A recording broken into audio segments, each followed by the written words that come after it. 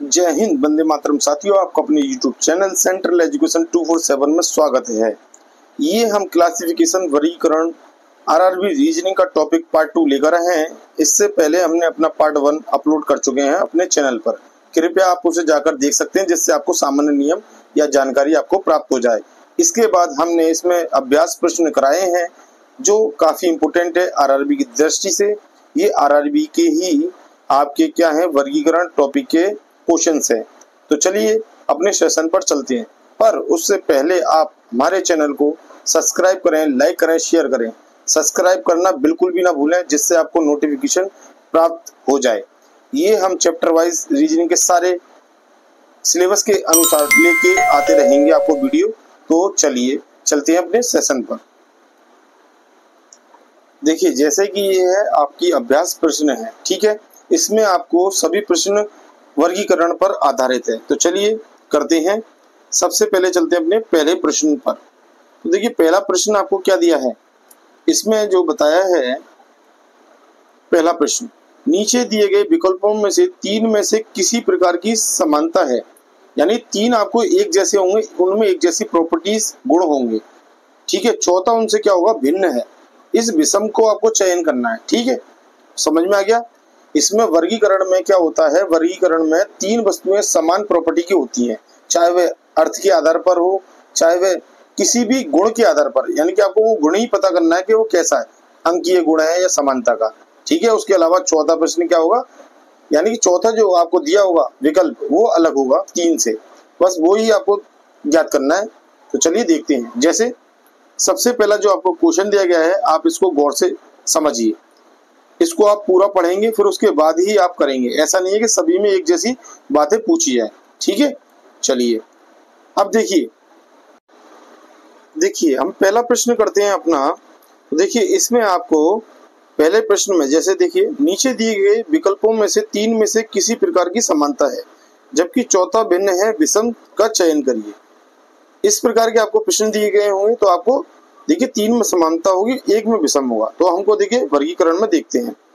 पहला जो A option है आपका, इसमें बकरी है, बी पिल्ला है, सी गाय है और डी भैंस है।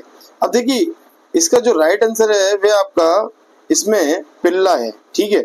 ऐसा क्यों, तो देखिए इसमें 2 आधार से आप सोच सकते हैं। जैसे बकरी दूध देती है, गाय दूध देती है, भैंस दूध देती है, पर पिल्ला दूध नहीं देता, ठीक है, क्योंकि ये बच्चा है। नेक्स्ट, इसके बाद देखिए नेक्स्ट दूसरा नंबर का जो प्रश्न दिया है आपको, नीचे दिए विकल्पों में से 3 में से किसी प्रकार की समानता है, जबकि चौथा भिन्न है, विषम है, चयन करिए। तो देखिए पहला जो ऑप्शन है आपका आंख, दूसरा है बी कान, सी है आपका नाक और डी है आपका दिमाग। तो देखिए आंख आपकी एक अंग है, जिसमें इनकी संख्या कितनी है, 2 है। कान भी आपका शरीर का, बॉडी का एक अंग है, इसकी भी संख्या 2 है। नाक की 1 है और दिमाग भी आपका 1 है, पर ये तो है बॉडी पार्ट। अब देखिए इसमें क्या असमानता, समानता ये देखते हैं। अब देखिए ये संख्या के आधार पर तो प्रश्न बन नहीं रहा है, तो इनमें एक प्रॉपर्टी और लग सकती है। देखिए ये जो है आपके क्या है, सेंसिंग ऑर्गन है, ठीक है, जिससे आप सेंस करते हो। पर दिमाग आपका सेंसिंग ऑर्गन नहीं है, इससे आप कई बॉडी के यानी कई पार्ट कनेक्टेड रहते हैं। ये मेन पार्ट है, तो इसको आप अलग रख सकते हो उससे, ठीक है। यही प्रॉपर्टी इसमें लागू होगी। तो इसका आंसर जो होगा वह डी है, ठीक है। ये केवल एक ही प्रॉपर्टी रखते हैं अपने अंदर, ये पूरे बॉडी को कंट्रोल करती है, इसलिए इसकी प्रॉपर्टी अलग है इन तीनों की अपेक्षा, ठीक है। चलिए नेक्स्ट, यहाँ पर अब ये देखिए तीसरा प्रश्न आपको दिया गया है। यहाँ दिए गए 4 शब्दों में से एक को छोड़कर सभी कुछ दृष्टि में एक समान है, टमाटर, बैगन, खीरा, आलू।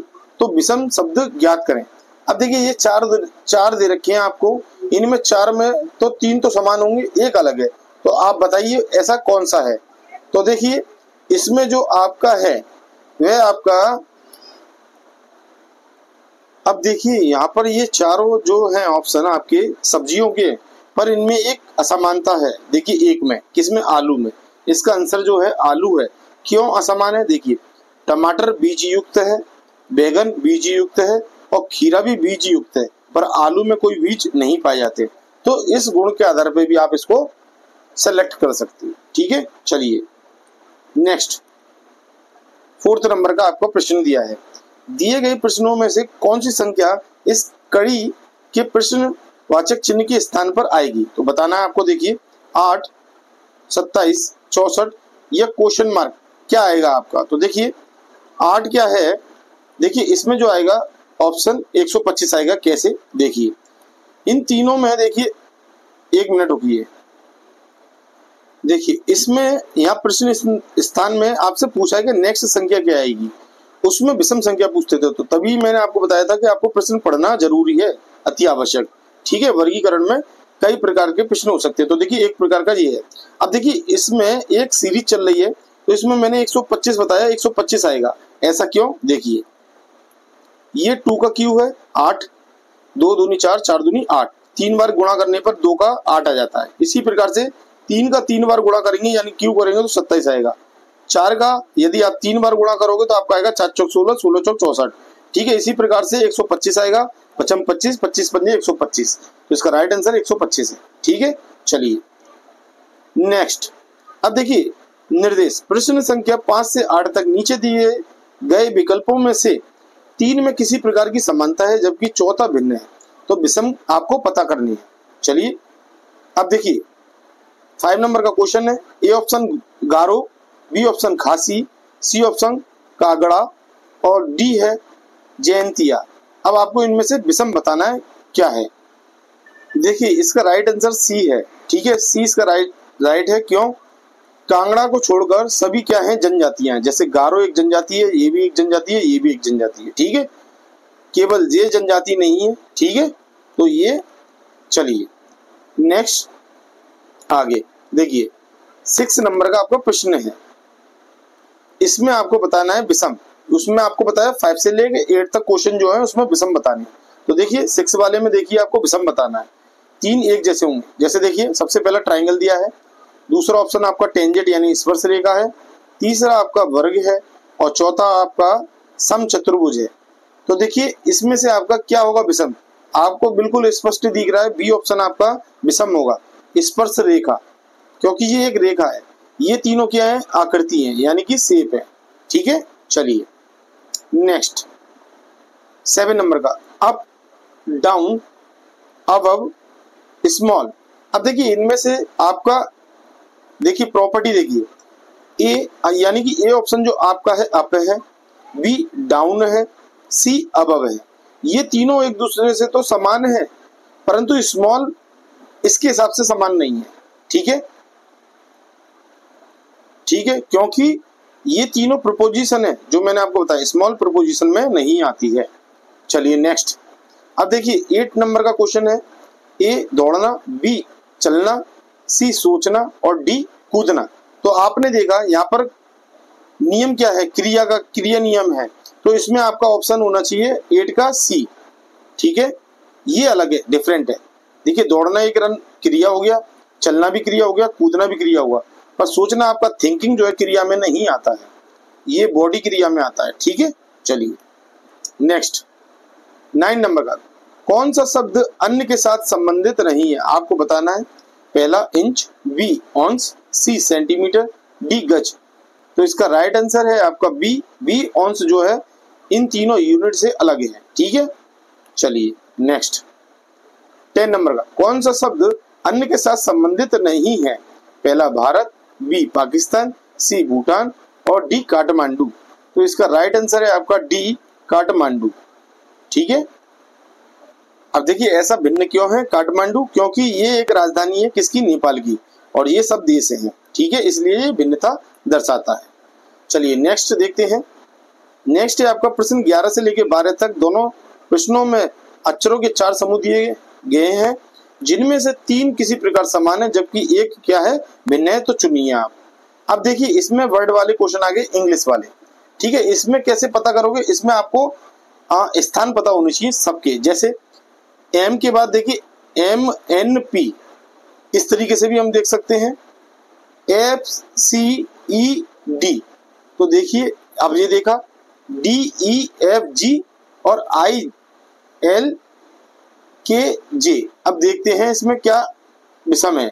अब देखिए यहाँ पर जिसका राइट आंसर है सी, क्यों है? क्योंकि देखिए सी में आप देखिए DEFG बिल्कुल क्रम में आया है, और ऐसा कोई भी वर्ड नहीं है इन तीनों में से जो क्रम में आया हो। जैसे MN के बाद O आता है पर O है नहीं।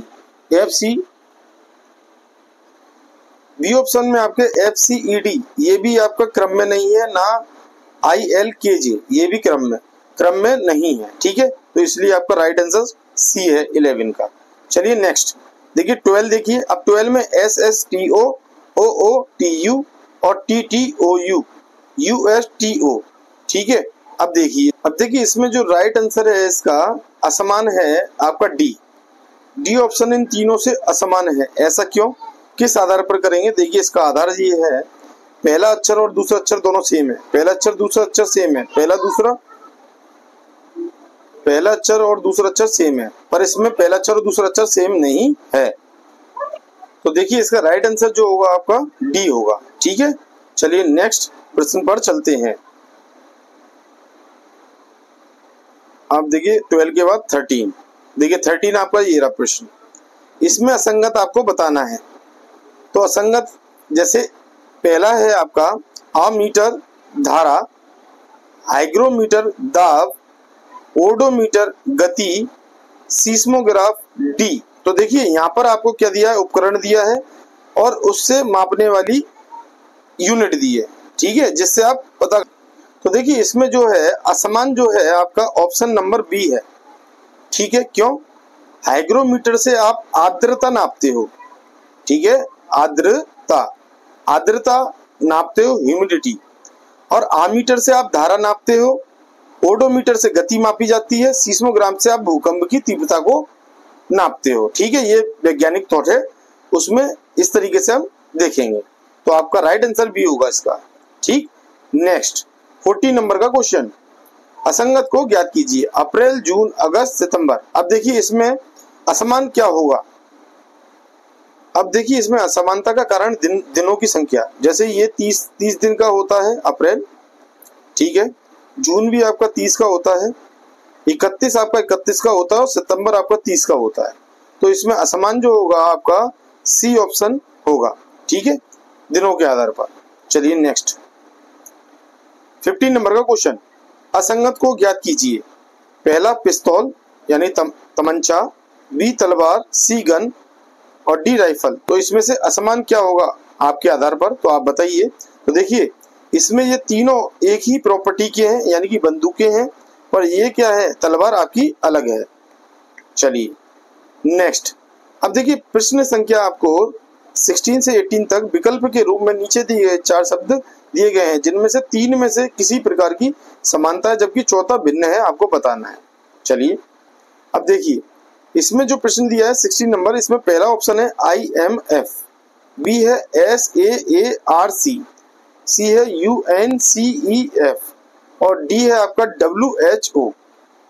ठीक है, तो इसमें असमान आपको अब देखिए यहाँ थर्ड पर यूनिसेफ है, ये इसका आई नहीं है। ठीक है, तो देखिए इसमें जो विषम आपको ज्ञात करना है वह आपका बी ऑप्शन है, विषम सार्क।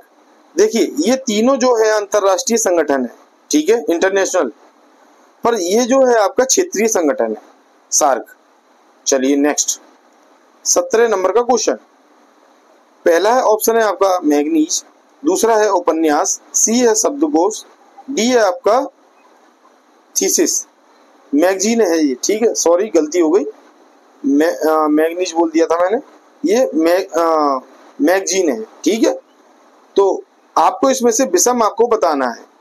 तो देखिए इनमें से कौन विषम है, तो देखिए इसमें से आपका विषम जो है वह सी है, शब्दकोश, यानी कि ये डिक्शनरी है आपकी, और ये आपकी पत्रिकाएं, उपन्यास ये अलग हैं। ठीक है, ये आपकी बुक टाइप में आती, पर ये आपकी शब्दकोश है, तो ये इससे भिन्न है। ठीक है, चलिए 18 नंबर का आपका ऑप्शन पणजी, बी भोपाल, सी पुणे, डी शिलोंग। तो देखिए आपको पता है ये गोवा की राजधानी, ये आपकी एमपी की राजधानी और ये शिलांग आपकी राजधानी है। ठीक है, पर पुणे आपकी क्या है, राजधानी नहीं है, यह एक शहर है एमपी का। ठीक है, इसलिए ये विषम है। तो पुणे इसका राइट आंसर है और शिलोंग जो है मेघालय की राजधानी है। ठीक है, चलिए नेक्स्ट, अब देखिए नेक्स्ट पेज पर चलते हैं। ये तो हमारा कंप्लीट हो गया यहाँ तक। चलिए अब देखिए 19 नंबर का प्रश्न करते हैं। इस श्रृंखला में विषम आपको बताना है, ठीक है। ये आप देखिए फिर विषम बताइए। तो देखिए यहाँ पर आपको क्या दिया है, 1, 3, 6, 9, 11 और 13। तो इन सब में विषम क्या है ये आपको बताना है। चलिए तो देखिए यहाँ पर हमने जब पाया, इसकी प्रॉपर्टी देखी, तो हमने ये पाया कि इसमें ये जो है, इसमें एक विषम, यानी कि ये विषम संख्याओं का समूह है। तो इसमें जो विषम संख्या, यानी ये जो विषम गलत संख्या है वह 6 है, ठीक है। इसके स्थान पर आपका क्या आना चाहिए, इस श्रृंखला में विषम बताइए, विषम क्या है। तो इसमें जो है 6 है, ठीक है। देखिए यहाँ पर तो ऑप्शन में 6 दिया नहीं है, तो इसका मतलब इसका ये उत्तर नहीं है। तो देखिए इसका उत्तर, देखिए एक प्रॉपर्टी और लागू हो रही है। देखिए यहाँ पर देखिए आप, ये देखिए ये सभी संख्याएं देखिए, और देखिए 9 को देखिए, 9 3 का वर्ग है, ठीक है ना।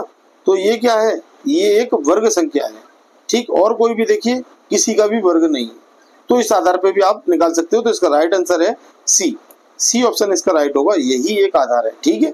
चलिए नेक्स्ट, अब देखिए नेक्स्ट जो आएंगे आपके 20 से लेकर 26 और आगे भी कई प्रश्न होंगे, इसको हम नेक्स्ट वीडियो में आपको बता देंगे, ठीक है। यहाँ तक के लिए काफी है, हम इतना ही, अभी तक हमने 19 प्रश्न इस सेशन में कर लिए हैं।